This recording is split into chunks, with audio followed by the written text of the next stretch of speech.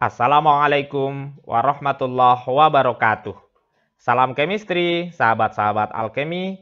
Mudah-mudahan Anda tetap bersemangat menyimak video presentasi pembelajaran kimia ini dan mudah-mudahan video ini memudahkan Anda dalam belajar kimia. Kali ini kita akan melanjutkan pembahasan tentang ikatan kimia, yaitu ikatan kovalen.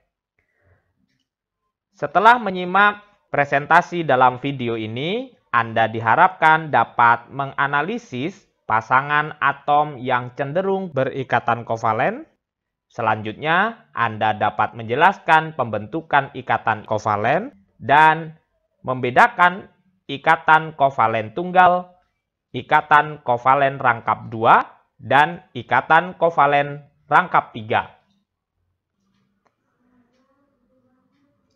Sebelum melanjutkan membahas tentang ikatan kovalen, kita ulang sekilas tentang ikatan ionik.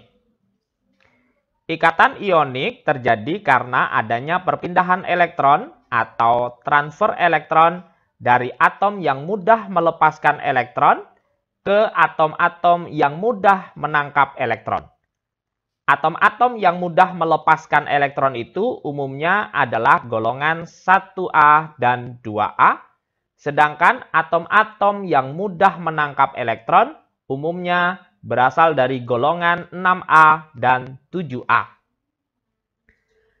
Atom yang mudah melepaskan elektron akan menjadi ion positif. Sedangkan atom yang mudah menangkap elektron akan menjadi ion negatif. Kemudian, ion positif dan ion negatif itu akan saling tarik-menarik atau terjadi gaya elektrostatis membentuk ikatan ionik.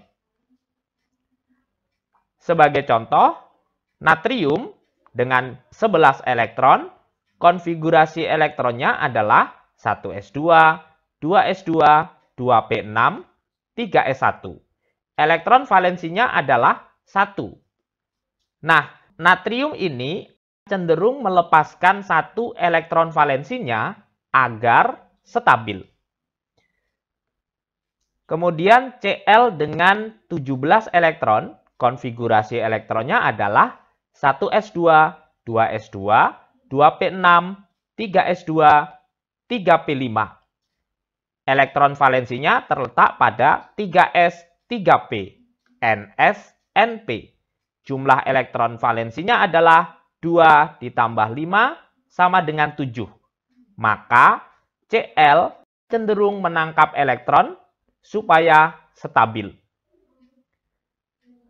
Ini adalah struktur Lewis untuk natrium dengan 1 elektron valensi digambarkan sebagai 1 titik. Dan ini adalah struktur Lewis untuk klor dengan 7 elektron valensi digambarkan sebagai 7 titik. Nah, natrium itu cenderung melepaskan elektron valensinya. Kemudian klorin cenderung memerlukan atau menangkap 1 elektron. Maka akan terjadi transfer elektron dari natrium ke klorin. Akibatnya, natrium akan menjadi bermuatan +1. Ketika natrium sudah melepaskan elektron valensinya, maka ion Na+ akan memiliki 8 elektron valensi. Karena ketika 1 elektron ini dilepaskan, maka elektron valensinya menjadi berada di 2s dan 2p dengan jumlah elektron valensi 2 dan 6 sama dengan 8. Digambarkan seperti ini dengan 8 elektron valensi. Kemudian Cl ketika menangkap 1 elektron maka menjadi ion Cl-. Karena tadinya Cl memiliki 7 elektron, maka ketika menjadi Cl- akan mempunyai 8 elektron. Na+ dengan Cl- kemudian terjadi gaya tarik-menarik membentuk senyawa NaCl. Nah, ikatan yang terjadi antara ion positif dengan ion negatif seperti ini disebut dengan ikatan ionik.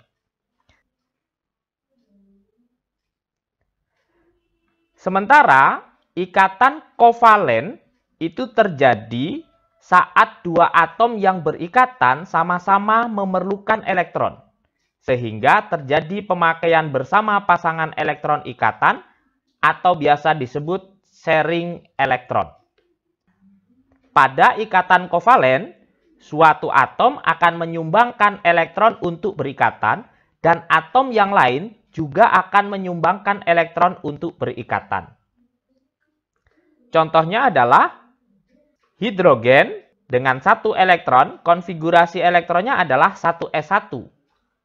Elektron valensinya adalah 1, maka untuk stabil, hidrogen memerlukan 1 elektron. Diingat kembali, untuk hidrogen, stabil itu jika elektron valensinya adalah 2 atau duplet. Kemudian, Cl17, konfigurasi elektronnya adalah 1s2, 2s2, 2p6, 3s2, 3p5. Elektron valensinya ada di sini dengan jumlah elektron valensi 7, maka Cl memerlukan 1 elektron untuk stabil. Diingat, Cl stabil jika elektron valensinya adalah 8 atau oktet. Nah, kedua atom ini, yaitu hidrogen dan Cl, sama-sama memerlukan elektron, sehingga akan terjadi sharing elektron. Hidrogen akan menyumbangkan 1 elektronnya ke Cl, dan Cl akan menyumbangkan 1 elektronnya ke hidrogen, seperti ini. Sekarang, hidrogen elektron valensinya adalah 2, dan Cl elektron valensinya adalah 8. Nah, elektron yang dipakai untuk berikatan ini disebut pasangan elektron ikatan. Sedangkan elektron yang tidak digunakan untuk berikatan disebut pasangan elektron non-ikatan atau di beberapa buku disebut sebagai pasangan elektron bebas, disingkat PEB. Satu pasang elektron ikatan ini digambarkan sebagai satu garis ikatan seperti ini. Nah, ini disebut dengan HCl atau asam klorida. Sekali lagi, pasangan elektron yang tidak digunakan untuk berikatan seperti ini disebut dengan pasangan elektron bebas. Sedangkan elektron yang digunakan untuk berikatan disebut pasangan elektron ikatan. Satu garis ikatan seperti ini disebut ikatan tunggal. Nah, ini adalah pembentukan ikatan kovalen, yaitu pemakaian bersama elektron ikatan. Contoh berikutnya adalah hidrogen memiliki 1 elektron valensi, sehingga untuk stabil memerlukan 1 elektron lagi. Sementara oksigen elektron valensinya ada di 2s2p jumlahnya 6, sehingga memerlukan 2 elektron lagi supaya stabil. Nah, ini adalah struktur Lewis untuk hidrogen dengan 1 buah elektron valensi, dan ini adalah struktur Lewis untuk oksigen dengan 6 elektron valensi. Digambarkan sebagai 6 titik. Karena hidrogen memerlukan 1 elektron, maka hidrogen akan memasangkan elektronnya dengan 1 elektron dari oksigen. Seperti ini. Tetapi ketika sudah berpasangan dengan hidrogen, oksigen masih belum stabil karena elektronnya baru 7. Maka diperlukan 1 lagi hidrogen untuk berikatan. Mereka akan menggunakan elektronnya untuk saling berikatan. Sehingga hidrogen sekarang memiliki elektron valensi 2, 1 berasal dari oksigen. Hidrogen yang ini juga memiliki 2 elektron dan oksigen memiliki 8 elektron, 2 buah berasal dari hidrogen masing-masing dari hidrogen sebelah kiri dan hidrogen sebelah kanan. Elektron yang digunakan untuk berikatan ini disebut sebagai pasangan elektron ikatan, sementara elektron yang tidak dipakai untuk berikatan disebut pasangan elektron non-ikatan atau pasangan elektron bebas. Nah, dalam hal ini, oksigen memiliki dua pasang elektron bebas, yaitu yang ini dan yang ini. Satu pasang elektron digambarkan sebagai satu garis ikatan, yang ini juga satu garis ikatan, maka strukturnya bisa digambarkan seperti ini. Ini senyawa H2O atau air. Sekali lagi, oksigen masih memiliki dua pasang elektron bebas, yang ini dan yang ini. Mudah-mudahan bisa Anda pahami. Contoh berikutnya adalah atom karbon itu memiliki elektron valensi di 2s2p, yaitu 4. Elektron valensinya 4, maka untuk stabil, yaitu elektron valensi 8, karbon memerlukan 4 elektron lagi. Sementara oksigen, elektron valensinya berjumlah 6, maka untuk stabil memerlukan 2 elektron lagi. Nah, sama-sama memerlukan elektron, maka akan terjadi ikatan kovalen. Ini adalah struktur Lewis untuk karbon. Ada 4 elektron valensi digambarkan dengan 4 titik. Kemudian ini adalah struktur Lewis untuk oksigen dengan 6 elektron valensi digambarkan dengan 6 titik. Nah, ketika oksigen dan karbon ini sudah berikatan, maka oksigen sekarang memiliki 8 elektron, 2 elektronnya dari karbon, tetapi karbon baru memiliki 6 elektron. Sehingga diperlukanlah oksigen yang lain untuk berikatan. Terjadilah sharing elektron seperti ini. Satu pasang elektron ikatan digambarkan sebagai satu garis, sehingga oksigen dan karbon ini akan memiliki 2 garis ikatan. Demikian juga yang sebelah kanan ini, satu pasang elektron adalah satu garis, sehingga karbon dan oksigen memiliki 2 garis ikatan. Seperti ini. Nah, ini disebut sebagai ikatan rangkap 2. Senyawanya adalah CO2 atau karbon dioksida. Karbon tidak memiliki pasangan elektron bebas, sementara oksigen memiliki 2 pasang elektron bebas. Oksigen yang di kanan juga memiliki 2 pasang elektron bebas. Demikian pembentukan ikatan kovalen karbon dioksida. Mudah-mudahan bisa Anda pahami. Contoh berikutnya, nitrogen itu memiliki 5 elektron valensi. Supaya elektron valensinya menjadi 8, memerlukan 3 elektron lagi. Begitu juga nitrogen yang ini, elektron valensinya 5, sehingga memerlukan 3 elektron lagi. Nah, kedua nitrogen ini akan saling menyumbangkan elektronnya. Ini struktur Lewis untuk nitrogen, dan ini struktur Lewis untuk nitrogen yang satunya lagi. Mereka akan saling menyumbangkan elektron untuk berikatan, sehingga nitrogen yang ini mempunyai 8 elektron dan stabil. Nitrogen yang ini juga mempunyai 8 elektron yang stabil. Satu pasang elektron digambarkan sebagai satu garis ikatan. Satu pasang elektron digambarkan sebagai satu garis ikatan.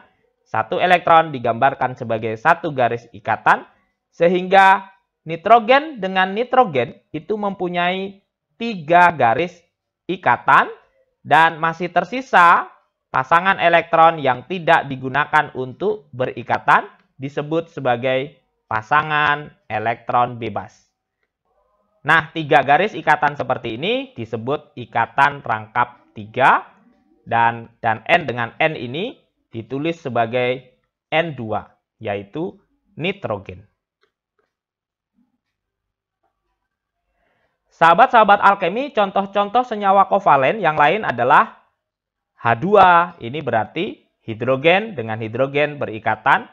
N2, ini adalah nitrogen dengan nitrogen berikatan. O2 berarti oksigen dengan oksigen berikatan.